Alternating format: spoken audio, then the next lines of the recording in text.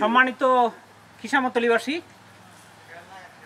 আজকের কিসামতলীর এই কৃষক সমাবেশের সম্মানিত উপস্থিতি, সেই সাথে আমাদের সাথে উপস্থিত আমাদের রিটেইলার আব্দুর রহমান ভাই, উপস্থিত আছে আমাদের ডিলার আপনাদের এলাকার একজন পরিচিত মুখ নজরুল ভাই, আর আমাদের আজকের অনুষ্ঠানের এনাকে আমরা একজন মুরব্বী হিসেবে আমরা এনাকে সিলেক্ট করছি আপনাদের মধ্যে থেকেই। সকলের প্রতি আমার সালাম, আসসালামু আলাইকুম। আপনারা সকলে ভালো আছেন তো? আলহামদুলিল্লাহ। দেখ, রমজান মাস হিসেবে আমরা আপনাদেরকে সেরকমভাবে ভালো কোনো আপ্যায়ন করতে পারি নাই, তার জন্য আন্তরিকভাবে দুঃখিত।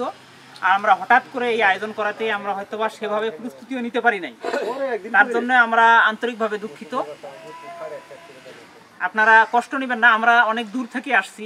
বিশেষ করে আমি আমার কথা বলি, আমি অনেক দূর থেকে আসছি। আমি যেহেতু কৃষির সাথে জড়িত, সেই সাথে আমি একজন কৃষকেরই সন্তান, সেই সাথে আমি নিজেও কৃষি কাজ করি, তাই এই কৃষিতে কিছু বলার জন্য এখানে আসছি। কিন্তু আপনারা ওরকমভাবে শুনতে আসলে ভালোবাসেন না কৃষকের কথা। তার কারণ হলো, আমি একটা জিনিস খুব ভালো খেয়াল করছি, আমরা কিন্তু মুসলমান মানুষ সবাই নাকি, এখানে ইনশাল্লাহ 100% মুসলমান। আমরা এলাকায় একটা সভা আয়োজন করি, ধর্মীয় সভা বা তাফসির মাহফিল করি। তার জন্য আমরা প্রায় 15 দিন যাবত মাইক মারি, পোস্টারিং করি, আবার হুজুরকে আপ্যায়ন করার জন্য অনেক ধরনের আয়োজন করি না? কিন্তু আমাদের খাবার জোগায় কোন জিনিসটা বলেন তো দেখি? আপনারা যে খাচ্ছেন কোথায় থেকে আসে? কৃষি থেকে। কিন্তু আমরা কৃষির কথা কখনোই আলোচনা করি না। আমাদের দেশের যে একজন সব থেকে বড় একজন ব্যক্তি বর্তমান, ডক্টর ইউনূস, শুধু আজকে নয়, উনি অনেক আগের থেকেই বড়। আমরা কিছুক্ষণ আগে তার কথা আলোচনা করলাম। বর্তমান ওয়ার্ল্ড বিশ্বে তাকে নিয়ে গবেষণা হয়েছে যে এরকম ইউনূস 1000 বছরে একজন জন্মায়, আমরা সেরকম একজন ব্যক্তি পাইছি। তাকে বিদেশিরা, আমাদের থেকে অস্ট্রেলিয়া ধনী দেশ না গরিব দেশ? জাপান, আমরা জাপানে অস্ট্রেলিয়া কামলা দিতে যাই, আমাদেরকে অনেক ধরনের পরীক্ষা নেয় কামলা দেওয়ার জন্য, তাও কিন্তু নেয় না আমাদেরকে সকলকে।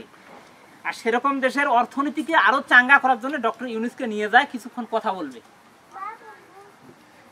আর আমরা কি করি? কৃষকের মানুষ, কৃষি মানুষ, কৃষির কাজ করি, কিন্তু কৃষকের কথা শুনতে ভালোবাসি না। তার প্রমাণ আমি এখানে দেই। এখানে আসার পরেই কয়েকজন ব্যক্তি খুব খারাপভাবে কথাগুলো বলছে, আমি সে কথাগুলো আর পুনর্ব্যক্ত করছি না। সেটা হলো কি, আপনারা কি আলোচনা করবেন? কথা তো ঠিকই, আমরা কি আলোচনা করব? আপনিও যেমন কৃষক, আমিও ওরকমই কৃষক, আমি কি জানি। কিন্তু তারপরও যতটুকু জানি এইটুক কথা একটু বলা দরকার আপনাদের কাছে। আর আমি যেটা মনে করি, আপনারা আমাদের মতো একজন কোম্পানি আসলে কি করেন? একটু ডাকলে কি বলেন? প্রথমে কি খাওয়াবেন না কি বলেন? আপনাদের ভাষাটা কি বলেন দেখি, বলেন, একটু বলেন, শব্দ করে বলেন, কি খাওয়াবেন? তারপর আরেকটা শব্দ কি করেন? গেঞ্জি দেন না কেন না কি বলেন? মনে করেন আজকে আমি আপনাকে 500 টাকা খাওয়াইলাম, আচ্ছা এই 500 টাকার খাবার আপনার পেটে কতক্ষণ থাকবে? 8 ঘন্টা থাকবে। মনে করেন আপনি ভরপেট খেলে 8 ঘন্টা থাকবে, দিনে 3 বার তো খাই আমরা। 8 ঘন্টা পর তো আবার খাবেন। তা আপনার খাবারটা কিন্তু আপনাকে সংগ্রহ করতে হবে আপনার কৃষি থেকেই।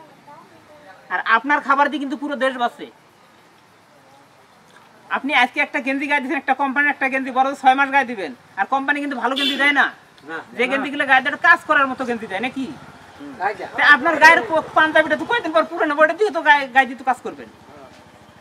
তা আসলে আমাদের যেটা কোম্পানির কাছে চাওয়া হবে, তা হবে কি, আমাদের ভাষাটা এরকম হওয়া দরকার। সেটা হলো যে এইবার মরিচের প্রত্যেকের ডাল পচা তৈরি হয়েছিল, হয় নাই? আমি 2 দিন আসছিলাম এই কথাগুলো বলার জন্য, কিন্তু সমাধান আমরা যতটা দেই আবার কখনো আবার বাড়ে, কখনো আবার কমে, কখনো সমাধান হয় না। তাই আপনাদের চাওয়া হওয়ার উচিত এটাই ছিল যে আপনারা আমাদেরকে ভালো ঔষধ দিয়ে যান, যেন আমরা বারবার স্প্রে করতে না হয়। আপনাদের চাওয়া হবে এটাই। এরপর থেকে এই চাওয়াটা চাবেন আপনারা কোম্পানির কাছ থেকে? অবশ্যই চাবেন। না না, চাইতে হবে। কোম্পানির কাছে আপনার খাবার খাওয়ার দরকার নাই, একবেলা আমাদেরকে খাওয়ান, আমাদেরকে একটা গেঞ্জি দেন, এই কথাগুলো বলা বন্ধ করবেন। বন্ধ করে কি বলবেন? আপনাদের কাছে কি ভালো ঔষধ আছে কি নাই, যদি ভালো ঔষধ থাকে তাহলে আমাদের সাথে কথা বলেন। আপনাদের চাওয়া হবে এটাই কোম্পানির কাছে। তা আগামী থেকে যদি কোনো কোম্পানি আপনাদেরকে ডাকে, আপনারা তার কাছ থেকে কোনো খাবার না আছে, কোনো গেঞ্জি না আছে, তাদের কাছে একটা জিনিস চাবেন কি, আমাদেরকে ভালো প্রোডাক্ট দিয়ে যান ইনশাআল্লাহ, তাহলে আপনাদের মঙ্গলে আসবে। দেখেন আপনাদের কাছে এই প্রোডাক্টগুলো বিক্রি করে কোম্পানি চলে। এই যে গেঞ্জিটা কিন্তু আপনার টাকা দিয়ে দিবে আপনাকে, আপনার একবেলা খাবার আপনার টাকা দিয়ে দেবে, কারণ আপনার মতো হয়তো আপনি না নিল আরেকজন তো নেয়। আপনাদের মতো কৃষকের কাছে প্রোডাক্টগুলো বিক্রি করে কোম্পানি বেনিফিট করে আপনাদেরকে গেঞ্জি দিবে, ক্যালেন্ডার দিবে, হয়তো একবার মিটিং এর জন্য আপনাদেরকে খাওয়াবে। তাই আপনাদের চাওয়া হবে এটাই যে ভালো জিনিস দেন আমাদেরকে। বড় বড় যে দেশগুলো, যে দেশের জমির সংখ্যা কম, আমাদের দেশে কিন্তু আবাদি জমিন ইনশাল্লাহ ভালো আছে, অনেক অনেক দেশে আবাদি জমিন এর থেকে অনেক কম। সেই দেশে বড় বড় ডিগ্রিধারী যারা কৃষিবিদ, এমনকি বাংলাদেশের যে ময়মনসিংহ কৃষি বিশ্ববিদ্যালয় আছে, এখানকার বড় বড় প্রফেসরদেরকে নিয়ে যায় তারা, যে কৃষি বিষয়ে তারা আলোচনা শোনার জন্য, যে আমাদের দেশে যে এই যে ধানের যে ব্লাস্ট আসছে তার জন্য সমাধান কি, কিংবা মরিচের ডাল পচে যায় তার জন্য সমাধান কি। আমরা কি করি, কীটনাশক ব্যবহার করি, তারা কি করে যে না আমরা কীটনাশক ব্যবহার করব না, কীটনাশক ছাড়া জৈব বালাইনাশক বা অন্য কোনো পদ্ধতি ব্যবহার করে আমরা কিভাবে এটা সমাধান করতে পারি। আর আপনারা কি করেন, আপনাদেরকে যদি বলি সাড়ে বা 5 কেজি দেন, আপনি 10 কেজি নিজে দেন, দেন কিনা? তারা কি করে যে না আমরা এত বেশি পরিমাণ সার দিব না, আমাদের কম সারে ভালো আবাদ হইতে হবে, তারা চায় এটা। আর আপনারা কি করেন, আপনাদেরকে যতই বলি আমরা সার কম দেন, আপনারা আরো বেশি দেন। আপনাদের চাওয়া হবে কোম্পানির কাছে এগুলাই, যে আমরা এত বেশি কীটনাশক ব্যবহার করব না, কীটনাশক কম ব্যবহার করে কি ধরনের ফসল ফলানো যায়। আশা করি আগামী থেকে আপনারা এই চাওয়াগুলোই চাবেন। যেহেতু আমি আপনাদের মাঝে কথা বলার জন্য আসছি, আমি আসছি সিম্বায়োসিস টেকনোলজি থেকে, তাই সিম্বায়োসিস টেকনোলজি যেহেতু আমাকে এখানে পাঠাইছে আপনাদের সাথে কথা বলার জন্য, তো সিম্বায়োসিস টেকনোলজি আপনাদের এই যে আপনাদের যে চাওয়াগুলো এই সম্পর্কে আমাকে পাঠিয়েছে কিছু বলার জন্য, যে এই কথাগুলো বলে যান, আমাদের প্রোডাক্টগুলো তাদের চাওয়া অনুযায়ী প্রোডাক্ট আমরা তাদের মার্কেটে তাদের হাতে তুলে দিতে পারতেছি। এটা হলো সিম্বায়োসিসের কথা, এটা আপনার আমার কথা নয়। সিম্বায়োসিসের কথা হলো আমি যে কথাগুলো বললাম, যে আপনাদের যে কোম্পানির কাছে যেটা চাওয়া হবে যে আমাদেরকে ভালো প্রোডাক্ট দেন, এই চাওয়াটা আপনাদের সাথে কোম্পানির একমত আছে যে আমরা আপনাদেরকে ভালো প্রোডাক্ট দেওয়ার জন্য প্রস্তুত। তা আপনারা আসেন, আমাদের একটু কথা শোনেন।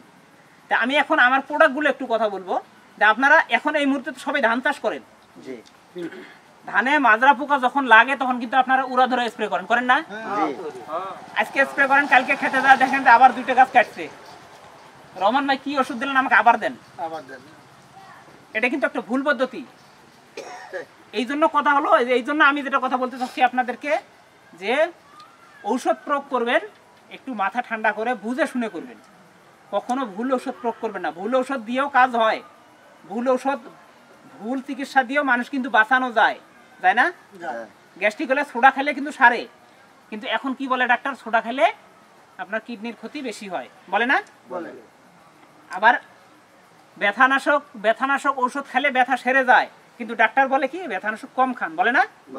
ব্যথানাশক ছাড়াও কিন্তু ব্যথা ছাড়ার অনেক পদ্ধতি আছে। তাই এই জন্য আপনি ভুল পদ্ধতি ব্যবহার করেও পোকা দমন করতে পারবেন। পোকা দমন করে আবার এরপরে যে পোকাটা বেঁচে থাকবে তার কিন্তু পাওয়ার অনেক বেশি হয়। এই জিনিসটা একমাত্র হোমিও ডাক্তাররা ভালো বোঝে, অ্যালোপ্যাথিক ডাক্তার অত ভালো বোঝে না। কারণ হোমিও ডাক্তারের কাছে যাবেন, প্রথমে ও কম পাওয়ার ওষুধ দিয়ে আপনার চিকিৎসা করবে। যদি কাজ হলে ভালো কথা, আলহামদুলিল্লাহ। যদি না হয় তাহলে বলে কি যে আবার আসেন, ভালো হয় নাই, ওষুধ সে চেঞ্জ করে দিবে, পাওয়ার বাড়ে দিবে। আর যদি একবারে আপনি হাই অ্যান্টিবায়োটিক দেন তাহলে কিন্তু কাজ হবে না। যদি আপনার ফেল মারে তাহলে আপনার আর কোনো ওষুধ নাই আপাতত। এই জন্য আমাদের কাছে এরকম কিছু আছে যেটা আপনাদের ভুল কোনো পদ্ধতি নয়, আমাদের এরকম কিছু সিস্টেম আছে।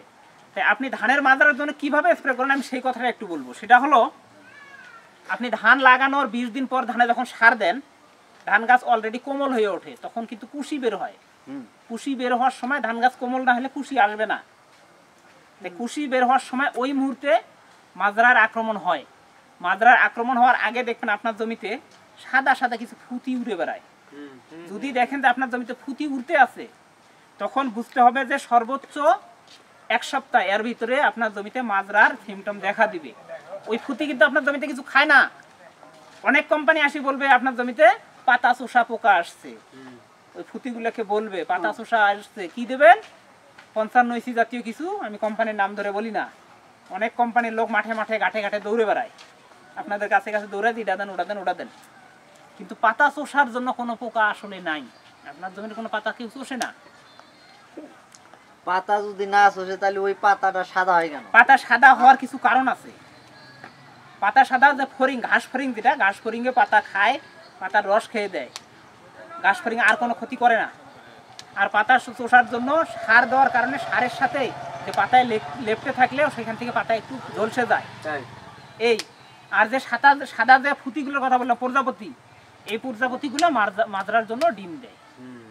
1 সপ্তাহ পর ওটা ডিম ফুটে বের হবে। এই জন্য আমরা বলি কি, যখন আপনার জমিতে সার দিচ্ছেন, আপনার জমিতে এখনো কোনো পোকা নাই, কোনো পোকা নাই, টেনশন নাই, সার দেওয়ার 1 সপ্তাহ বা 3 দিন পরে আপনি মাজরার একটা স্প্রে দিবেন। মাজরার স্প্রে কি দিয়ে দেবেন?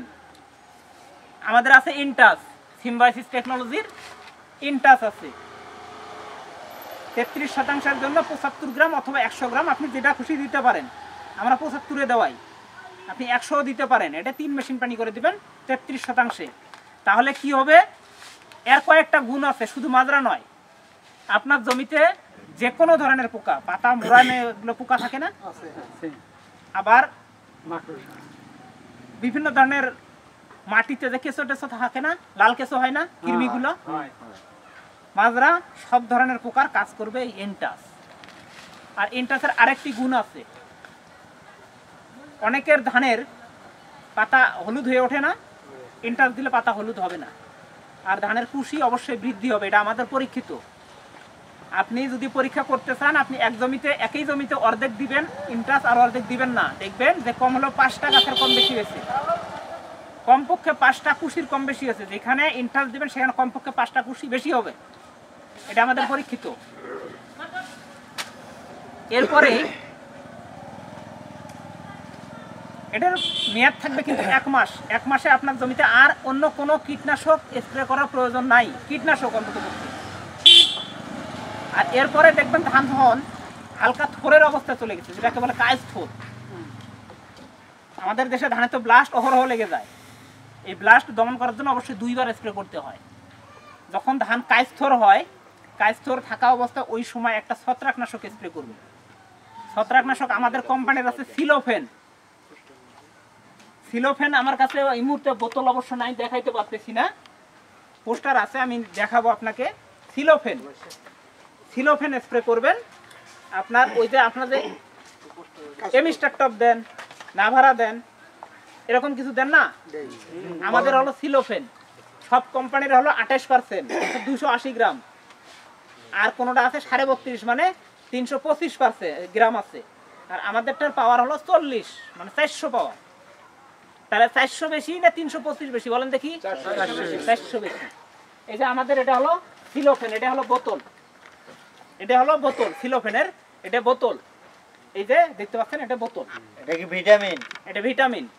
এটার পাওয়ার হলো 40, দেখেন লেখা আছে 40 FS, তার মানে হলো 400 মিলিগ্রাম। আর অন্যান্য কোম্পানির হলো 32.5 মানে 325। এই 400 মিলি এটা আপনার কথা নেই ইয়ার জন্য। আচ্ছা বলতেছি, এটা আপনি 50 মিলি দিবেন 33% জায়গার জন্য, 50 মিলি অনলি 50 মিলি দিবেন 33% জায়গায়। 3 মেশিন পানি করে স্প্রে করবেন। এই যে আদ্রা পানের আর এরপরে যখন ধান থোর হবে, ধানের কিন্তু কালো মাথার মাজরা আক্রমণ করে হলো ধান বের হওয়ার পর। ধান যখন বের হয়ে যায় ওই সময় কালো মাথার মাজরা আক্রমণ বেশি হয়, ধান গাছ ছিদ্র করে ঢুকে যায়। বলেন না যে সাদা শীষ বের হয়েছে, সাদা শীষ কিন্তু ওটা ব্লাস্ট নয়, এটা হলো কালো মাথার মাজরা। সেটা হলো ধানের নিচ থেকে ছিদ্র করে উপরে উঠছে, এটাই হলো কালো মাথার মাজরা। কালো মাথার মাজরা এই ভুট্টার ফলারমিয়াম থেকেও শক্তিশালী একটা পোকা। তখন যখন ধান থোর হবে, ধান বের হওয়ার আগ দিয়ে, ধান বের হলে কিন্তু কোনো স্প্রে করা যায় না, তাই ধান যখন বের হওয়ার আগ দিয়ে তখন আবার আপনি এই ইনটাস আবার স্প্রে করবেন। সাথে দিবেন তখন একটা 55 ইসির বোতল, এখন আগে দিলাম না, এখন কেন দিলাম জানেন?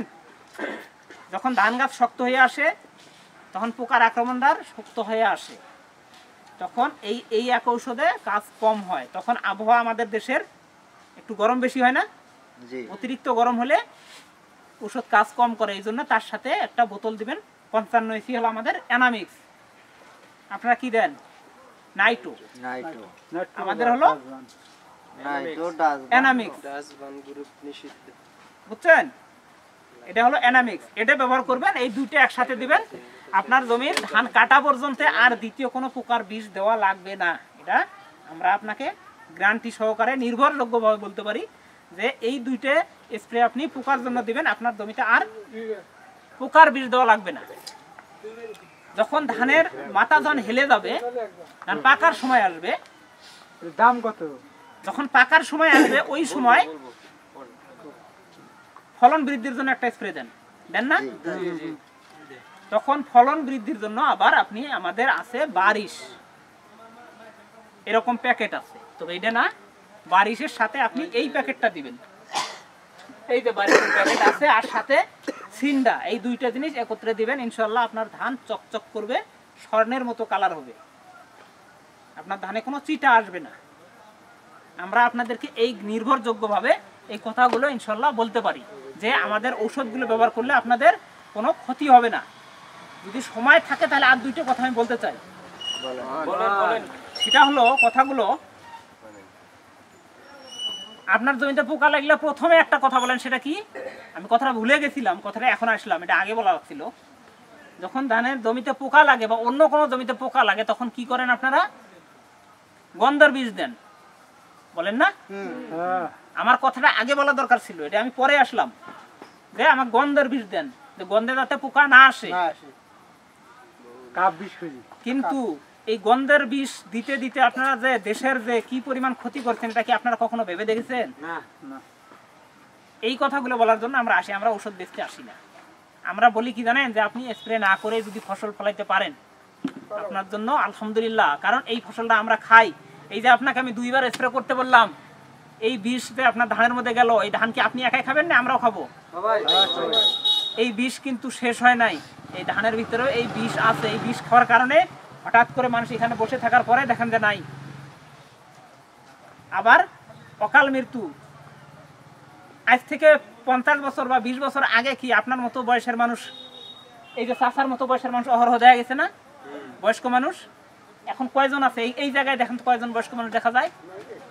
তার কারণ হলো আমরা অতিরিক্ত কীটনাশক ব্যবহার করতে করতে এই খাবারগুলো বিষাক্ত হয়ে গেছে। এই জন্য যে পরিবেশের জন্য যেটা সব থেকে বেশি ক্ষতি হয়েছে, আগে ধানের জমিতে বিভিন্ন জমিতে পাখি দেখা যেত না? একটা পাখি আছে না তিলের মতো, দিয়ে শিকার করে, কি বলেন ওটাকে আপনারা? না না, ছোটটা ছোটটা ফেসকে, আমার এলাকায় বলতো ফেসকিন বলতো, আবার ওটা মূলত নাম হলো ফিঙ্গে, আমরা ফেসকে ওটা হলো দিয়ে শিকার করতো। এই পাখিটা মূলত হলো এই যে মাঝরাত যে ডিম দেওয়ার জন্য যে প্রজাপতিটা এটা খায়। আগে আমরা নিজেরাও বলতাম যে গাছের ডাল বসাই দেন, সেখানে পাখি আসবে, পাখি মাজরা মুক্ত করবে, কিন্তু এখন পাখি আছে?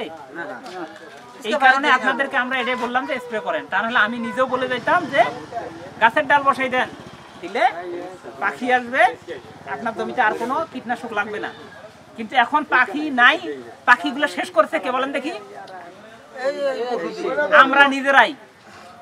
সেটা হলো গন্ধযুক্ত বীজ দিয়ে। আপনি যেটাকে গন্ধ মনে করতেছেন এটা কিন্তু পোকার কাছে গন্ধ নাও লাগতে পারে, ঠিক কিনা? আপনার কথা কি মনে করেন? একটা ওই যে আপনার সামনে এই জায়গায় একটা কিছু মরে থাকলে গন্ধ লাগবে, কাকে কিন্তু এটা খাবে, তাহলে কাকের কাছেই গন্ধ লাগছে। তাই এই জন্য গন্ধযুক্ত বিষ আপনারা বাদ দিবেন, এই কারণে যে আমার কাছে যেটা গন্ধটা পোকার কাছে গন্ধ নাও হতে পারে। সিম্বাইসিস ইনশাল্লাহ আপনাদেরকে এই দিক থেকে গ্যারান্টি দিবে, সিম্বাইসিসের কোনো গন্ধযুক্ত বিষ নাই।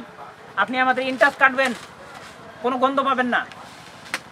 আমাদের এই যে এটা একটা ছত্রাকনাশক, কোনো গন্ধ পাবেন না।